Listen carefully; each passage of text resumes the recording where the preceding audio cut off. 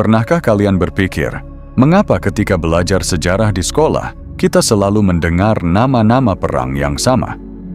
Perang Dunia Pertama, Perang Dunia Kedua, Perang Kemerdekaan, atau Perang Dingin. Seolah-olah hanya perang-perang itulah yang membentuk dunia modern. Padahal di balik halaman-halaman buku sejarah yang kita baca, ada konflik-konflik lain yang menelan jutaan korban, menghancurkan negara, mengubah peta dunia, dan dampaknya masih bisa kita rasakan hingga hari ini. Anehnya, sebagian besar orang bahkan tidak pernah mendengar namanya. Bukan karena perang-perang itu kecil, bukan karena korbannya sedikit, tetapi karena sejarah seringkali memilih apa yang ingin diingat dan apa yang perlahan dilupakan. Hari ini kita akan melihat beberapa perang yang jarang dibahas di sekolah, namun memiliki dampak luar biasa terhadap dunia.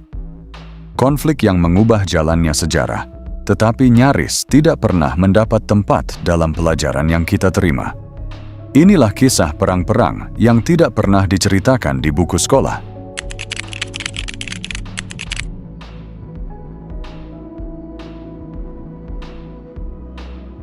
Pada tahun 1839, Tiongkok merupakan salah satu kekuatan ekonomi terbesar di dunia. Selama berabad-abad bangsa Eropa membeli teh, sutra, dan porselen dari negeri itu. Namun ada satu masalah besar bagi Inggris. Tiongkok tidak tertarik membeli banyak barang dari Inggris. Akibatnya, Inggris mengalami defisit perdagangan yang sangat besar. Untuk mengatasi masalah tersebut, Inggris menemukan solusi yang kontroversial sekaligus tragis. Mereka mulai menyelundupkan opium dari India ke Tiongkok dalam jumlah besar. Dalam waktu singkat, jutaan orang menjadi kecanduan. Ketika pemerintah dinasti Qing berusaha menghentikan perdagangan opium dan menyita ribuan peti narkotika milik pedagang Inggris, Inggris merespons dengan kekuatan militer. Inilah awal Perang Opium. Armada Inggris yang jauh lebih modern dengan mudah mengalahkan pasukan Qing. Setelah kalah, Tiongkok dipaksa menandatangani perjanjian yang merugikan. Hong Kong diserahkan kepada Inggris dan sejumlah pelabuhan dibuka untuk kepentingan perdagangan asing. Banyak sejarawan menganggap Perang Opium sebagai awal dari masa yang disebut Abad Penghinaan, sebuah periode ketika Tiongkok dipaksa tunduk kepada kekuatan asing. Dampak psikologis dan politik dari perang ini masih terasa hingga hari ini dan menjadi salah satu alasan mengapa Tiongkok modern sangat sensitif terhadap isu kedaulatan nasional.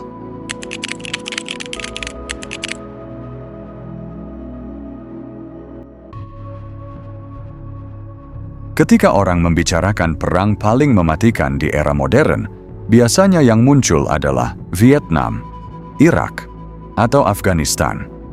Namun, ada satu konflik yang bahkan lebih mematikan, tetapi hampir tidak pernah dibahas.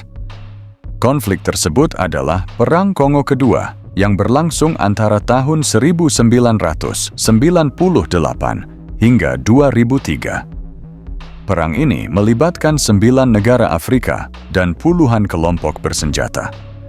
Karena begitu banyak pihak yang terlibat, konflik ini sering disebut sebagai Perang Dunia Afrika. Yang membuat perang ini mengerikan bukan hanya pertempuran di medan perang, melainkan dampak kemanusiaannya.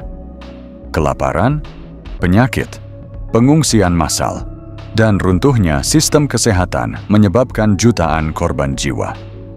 Diperkirakan lebih dari 5 juta orang meninggal akibat dampak perang ini.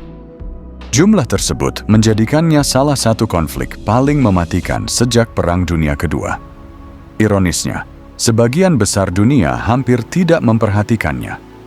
Padahal wilayah yang menjadi pusat konflik menyimpan mineral penting seperti kobalt dan coltan yang saat ini digunakan dalam pembuatan ponsel, laptop, dan baterai kendaraan listrik.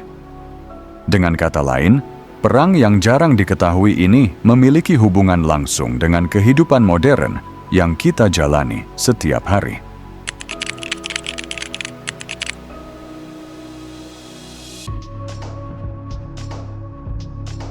pada tahun 1932, Bolivia dan Paraguay memulai perang memperebutkan wilayah Gran Chaco, sebuah daerah tandus yang sebagian besar berupa semak belukar dan gurun kering. Banyak orang bertanya, mengapa dua negara mau mengorbankan puluhan ribu nyawa demi wilayah yang tampaknya tidak berharga? Jawabannya terletak pada keyakinan bahwa wilayah tersebut menyimpan cadangan minyak dalam jumlah besar. Harapan akan kekayaan itulah yang mendorong kedua negara menuju konflik brutal. Namun, medan perang ternyata jauh lebih mematikan daripada musuh itu sendiri. Panas ekstrem, kekurangan air, dan penyakit membunuh ribuan tentara. Banyak prajurit meninggal bahkan sebelum sempat melihat musuhnya. Setelah 3 tahun perang, Paraguay berhasil menguasai sebagian besar wilayah yang diperebutkan. Namun bertahun-tahun kemudian, cadangan minyak yang diharapkan ternyata tidak sebesar yang dibayangkan. Ribuan orang kehilangan nyawa demi sesuatu yang mungkin tidak pernah benar-benar ada. Perang Chaco menjadi pengingat bahwa keserakahan, spekulasi, dan informasi yang salah dapat membawa sebuah bangsa menuju tragedi.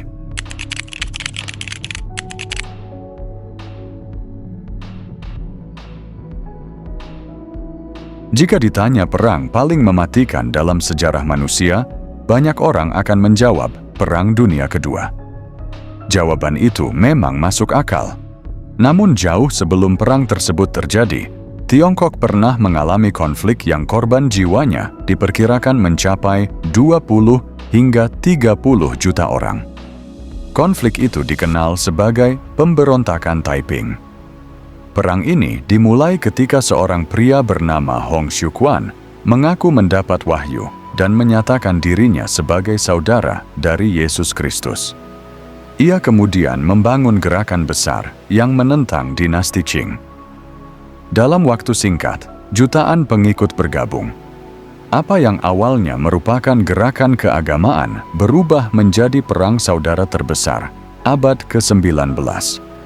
Kota-kota dihancurkan, desa-desa dibakar, kelaparan dan wabah menyebar ke berbagai wilayah. Selama lebih dari 1 dekade, Tiongkok tenggelam dalam kekacauan. Jumlah korban yang luar biasa besar menjadikan perang ini salah satu konflik paling berdarah dalam sejarah manusia. Namun anehnya, hampir tidak pernah dibahas dalam kurikulum sejarah di banyak negara.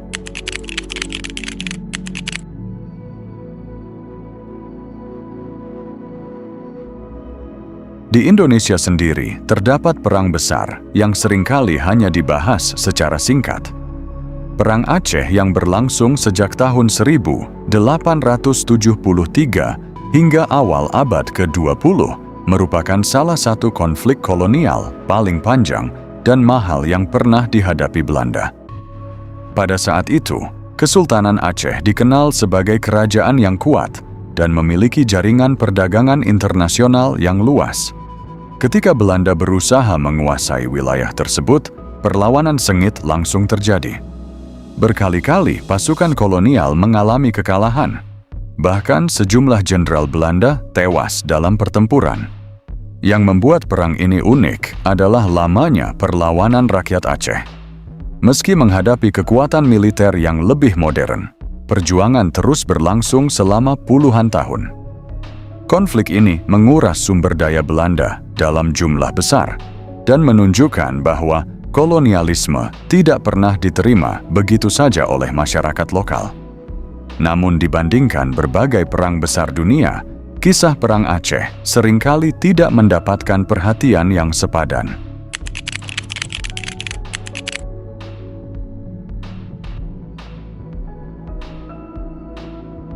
Bayangkan jika sebuah negara kehilangan sebagian besar penduduk laki-lakinya dalam satu perang. Itulah yang terjadi pada Paraguay dalam Perang Aliansi III antara tahun 1864 hingga 1870. Paraguay harus menghadapi gabungan kekuatan Brasil, Argentina, dan Uruguay sekaligus. pada awalnya pemerintah Paraguay yakin mampu menghadapi lawan-lawannya. Namun, kenyataan di medan perang jauh berbeda. Konflik berlangsung brutal dan menghancurkan. Ketika perang berakhir, Paraguay mengalami kerugian yang sangat besar. Banyak sejarawan memperkirakan sebagian besar populasi laki-laki dewasa negara itu tewas akibat perang. Infrastruktur hancur, ekonomi runtuh, dan pembangunan nasional terhenti selama bertahun-tahun. Perang ini mengubah Paraguay selamanya. Namun kisahnya hampir tidak pernah muncul dalam pembelajaran sejarah umum di luar Amerika Selatan.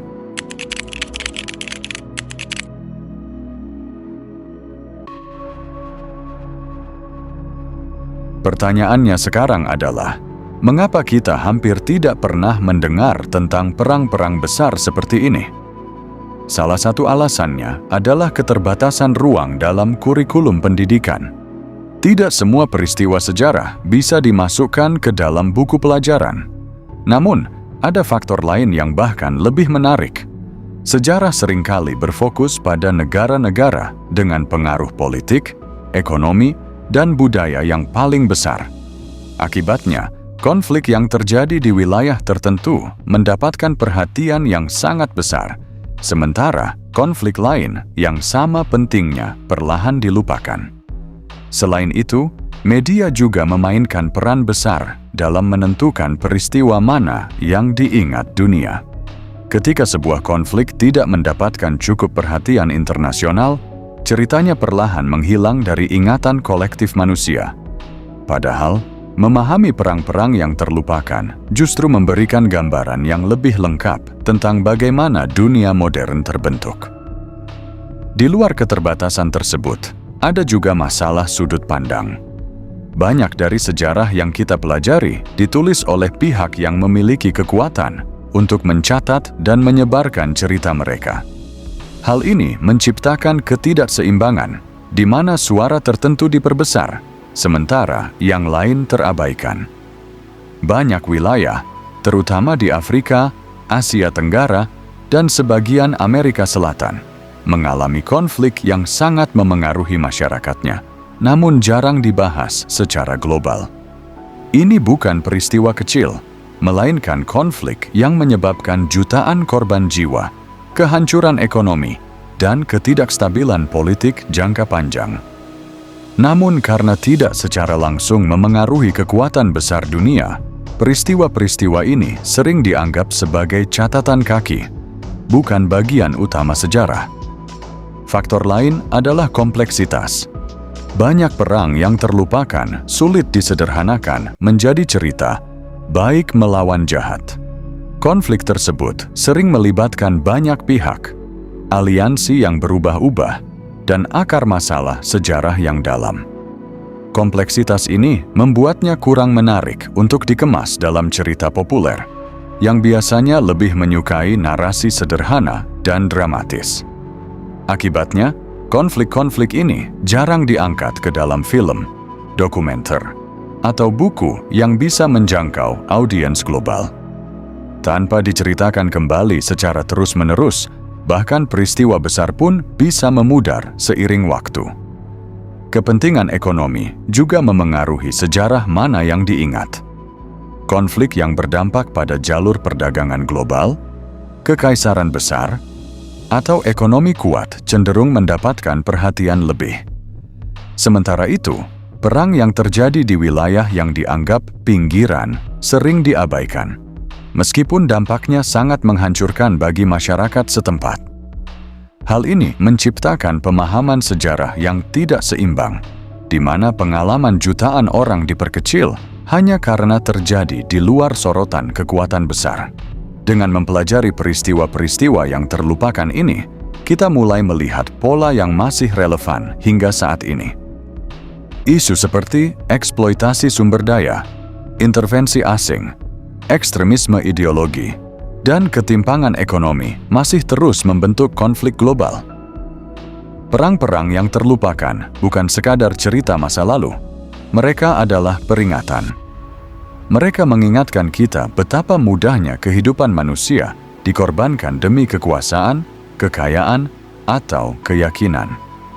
Mereka juga menunjukkan ketangguhan manusia yang mampu bertahan dalam penderitaan yang luar biasa, seringkali tanpa pengakuan. Memahami sejarah yang terlupakan bukan hanya tentang mengingat masa lalu.